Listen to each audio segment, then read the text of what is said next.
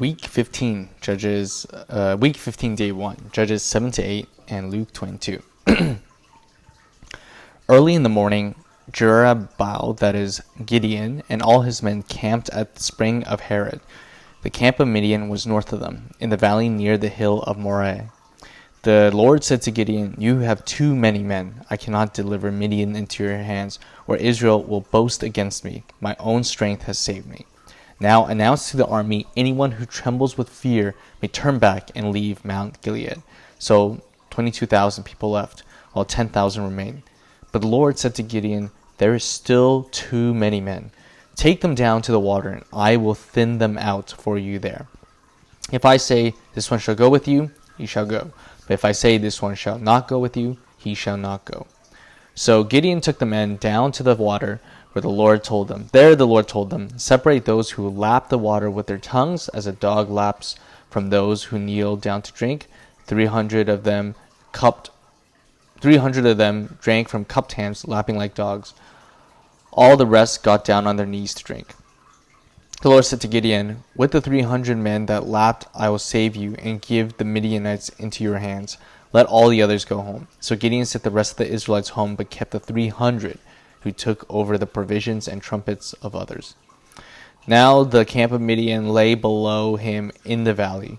During the night, the Lord said to Gideon, "Get up, go down against the camp, because I am going to give it into your hands. If you are afraid to attack, go down to the camp with your servant Purah, and listen to what they are saying. Afterward, you will be encouraged to attack the camps." So he and Purah, his servant, went down to the outposts of the camps. The Midianites, the Amalekites, and all the other eastern people had settled in the valley, thick as locusts. Their camels could no more be counted than the sand of the seashore. Gideon arrived just as the man was telling his friend in his dream. "I had a dream," he was saying. "A round loaf of barley bread came tumbling into the Midianite camp. It struck the tent with such force that the tent overturned and collapsed." His friend responded, "This can be nothing other than the sword of Gideon, son of Joash, the Israelite. God has given the Midianites and the whole camp into his hands." When Gideon heard the dream and its interpretation, he bowed down and worshipped. He returned to the camp of Israel and called out, "Get up! The Lord has given the Midianite camp into your hands." Dividing the 300 men into three companies, he placed trumpets and empty jars into the hands of all of them with torches inside. "Watch me," he told them. "Follow my lead. When I get to the edge of the camp, do exactly as I do. When I and all who are with me blow our trumpets, then from all around the camp blow yours, and shout for the Lord and for Gideon."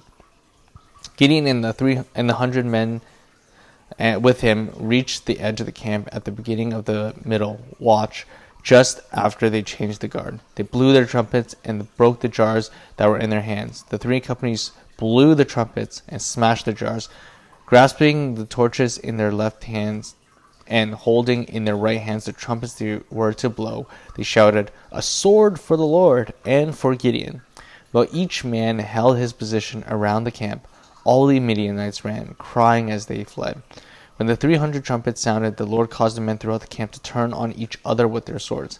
The army fled to Beth Shittah towards Zeriah as far as the border of Abel Meholah near Tabbath. Israelites from Naphtali, Asher, and all Manasseh were called out, and they pursued the Midianites. Gideon sent messengers throughout the hill country of Ephraim, saying, "Come down against the Midianites and seize the waters of the Jordan ahead of them as far as Beth-barah." So all the men of Ephraim were called out, and they seized the waters of the Jordan as far as Beth-barah. They also captured 2 of the Midianite leaders, Oreb and Zeb. They killed Oreb at the rock of Oreb and Zeb at the winepress of Zeb. They pursued the Midianites and brought the heads of Oreb and Zeb to Gideon, who was by the Jordan. Now the Ephraimites asked Gideon, "Why have you treated us like this? Why didn't you call us when you went to fight Midian?" They challenged him vigorously. But he answered them, "What have I accomplished compared to you? Aren't the gleanings of Ephraim's grapes better than the full grape harvest of Abiezer? God gave Oreb and Zeb, the Midianite leaders, into your hands. What was I able to do compared to you?" At this, their resentment against him subsided. Gideon and the 300 men, exhausted yet keeping up with the Spirit, came to the Jordan and crossed it.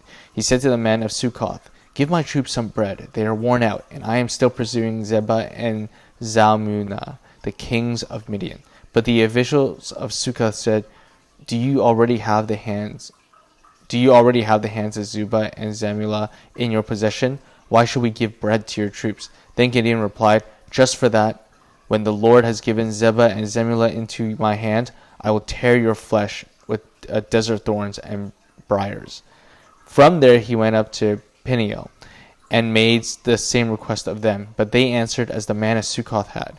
So he said to the man of Peniel, "When I return in triumph, I will tear down this tower." Now Zebah and Zalmunna were in Karkor, with a force about 15,000 men, all that were left of the armies of the eastern peoples. 120,000 swordsmen have fallen. Gideon went up by the route of the nomads east of Nobah and Jogbehah and attacked the unsuspecting army. Zebah and Zalmunna, the two kings of Midian, fled, but he pursued them and captured them, routing their entire army. Gideon, son of Joash, then returned from the battle by the pass of Heres. He caught a young man of Sukkoth and questioned him, and the young man wrote down for him the names of the 77 officials of Sukkoth, the elders of the town. Then Gideon came and said to the men of Sukkoth, "Here are Zebah and Zalmunna, about whom you taunted me by saying, 'Do you already have the hands of Zebah and Zalmunna in your possession? Why should we give you bread to your exhausted men?'" He took the elders of the town and taught the men of Sukkoth a lesson by punishing them with desert thorns and briars. He also pulled down the tower of Peniel and killed the men in that town. Then he said to Zebah and Zalmunna, "What kind of men did you kill at Tabor?" "Men like you," they answered, "each one with the bearing of a prince." Gideon replied, "Those were my brothers, the sons of my own mother. As surely as the Lord lives, if you had spared their lives, I would not kill you." Turning to Jether, his oldest son, he said, "Kill them." But Jether did not draw his sword, because he was only a boy and was afraid. Zebah and Zalmunna said, "Come, do it yourself. As is the man, so is his strength." So Gideon stepped forward and killed them, and took the ornaments off their camels' necks. The Israelites said to Gideon, "Rule over us, you and your son and your grandson, because you have saved us from the hand of Midian." But Gideon said to them, "I will not rule over you, nor will my son rule over you. The Lord will rule over you." And he said, "I do have one request, that each of you give me an earring from your share of the plunder. That is custom of the Ishmaelites to wear gold earrings."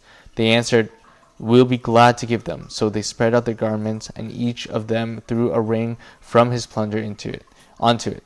The weight of the gold rings he asked came to 1,700 shekels, not counting the ornaments, the pendants, and the purple garments worn by the kings of Midian, or the chains that were on the camel's neck. Gideon made the gold into an ephod, which he placed on Orphah, his town. All Israel prostituted himself by worshipping there, and it became a snare to Gideon and his family. Thus Midian was subdued before the Israelites and did not raise its head again. During Gideon's lifetime, the land had peace for 40 years. Jerubbaal, son of Joash, came back home to live. He had 70 sons of his own, for he had many wives. His concubine, who lived in Shechem, also bore him a son, whom he named Abimelech. Gideon, son of Joash, died at a good old age and was buried in the tomb of his father Joash in Ophrah of the Abiezrites.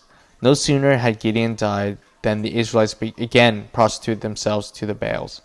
They set up Baal Berith as their god, and did not remember the Lord their God, who rescued them from the hands of all their enemies on every side. They also failed to show any loyalty to the family of Jerubbaal, that is, Gideon, in spite of all the good things he has done for them. Luke 22. Now the festival of unleavened bread called Passover was approaching, and the chief priests and the teachers of the law were looking for some way to get rid of Jesus, and they were afraid of the people. Then Satan entered Judas, called Iscariot, one of the 12.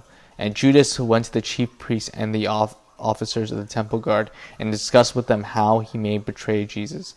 They were delighted to agree to give him money. He consented and watched for an opportunity to hand Jesus over to them when no crowd was present. Then came the day of unleavened bread, on which the Passover lamb had to be sacrificed. Jesus sent Peter and John, saying, "Go and make preparations for us to eat Passover." "Where do you want us to prepare for it?" they asked. He replied, "As you enter the city, a man carrying a jar of water will meet you. Follow him to the house that he enters, and say to the owner of the house, 'The teacher asks, where is the guest room, where I may eat the Passover with my disciples?' He'll show you a large room upstairs, all furnished. Make preparations there."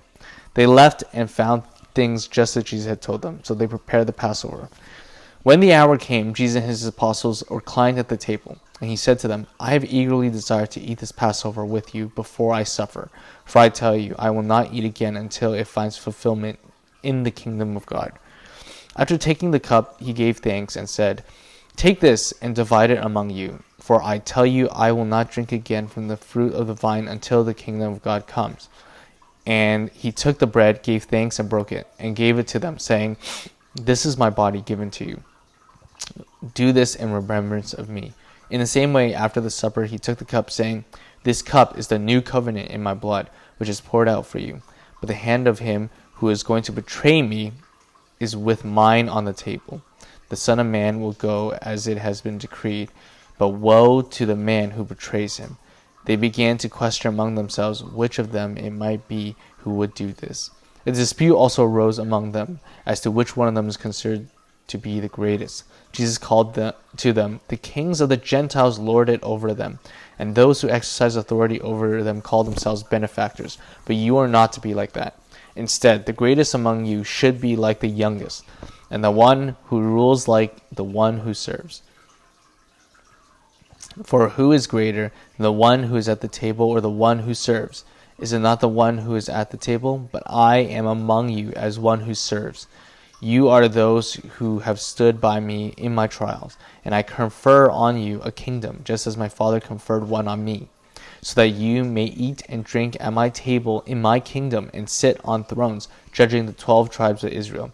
Simon, Simon, Satan had asked to sift all of you as wheat.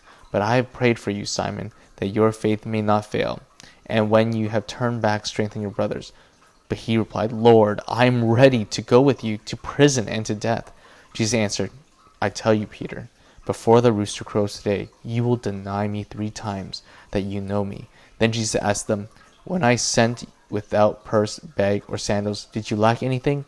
"Nothing," they answered.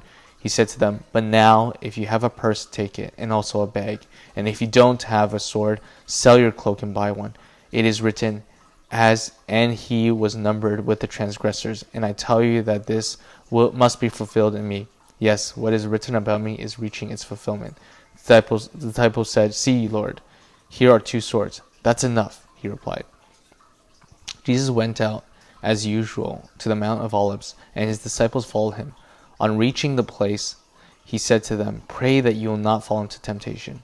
He withdrew about a stone's throw beyond them, knelt down and prayed, "Father, if you are willing, take this cup from me, yet not my will, but yours be done." An angel from heaven appeared to him and strengthened him.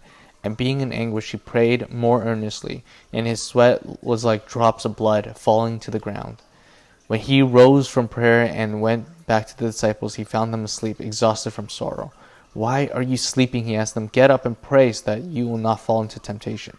While he was still speaking, a crowd came up, and a man who was called Judas, one of the 12, was leading them. He approached Jesus to kiss him, and Jesus asked him, "Judas, are you betraying the Son of Man with a kiss?" When Jesus' followers saw what was going to happen, they said, "Lord, should we strike with our swords?" And one of them struck the servant of the high priest, cutting off his right ear. But Jesus answered, "No more of this." And he touched the man's ear and healed him. Then Jesus said to the chief priests and the officers of the temple guard and the elders who had come for him, "Am I leading a rebellion, that you should come with me with swords and clubs? Every day I was with you in the temple courts, and you did not lay a hand on me. But this is your hour, when darkness reigns." Then seizing him, they led him away and took him into the house of the high priest. Peter followed at a distance. And when some there had kindled a fire in the middle of the courtyard and had sat down together, Peter sat down with them. A servant girl saw him seated there with a firelight. He looked closely at him and said, "This man was with him." But he denied it. "Woman, I don't know him," he said. A little later someone else saw him and said, "You are one of them." "Man, I am not," Peter replied. About an hour later another exhorted, "Certainly this fellow was with him, for he is a Galilean." Peter replied, "Man, I don't know what you're talking about." Just as he was speaking, the rooster crowed. The Lord turned and looked straight at Peter.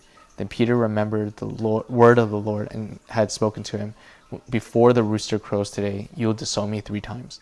And he went outside and wept bitterly. The men who were guarding Jesus began mocking and beating him. They blindfolded him and demanded, Prophesy, who hit you?" And they said many other insulting things to him. At daybreak, the council of the elders of the people, both the chief priests and the elders of the law, met together, and Jesus was led before them. "If you are the Messiah," they said, "tell us." Jesus answered, "If I tell you, you will not believe me. And if I ask you, you will not answer. But from now on, the Son of Man will be seated at the right hand of the mighty God." They all asked, "Are you then the Son of God?" He replied, "You say that I am." Then they said, "Why do we need any more testimony? We have heard it from his own lips."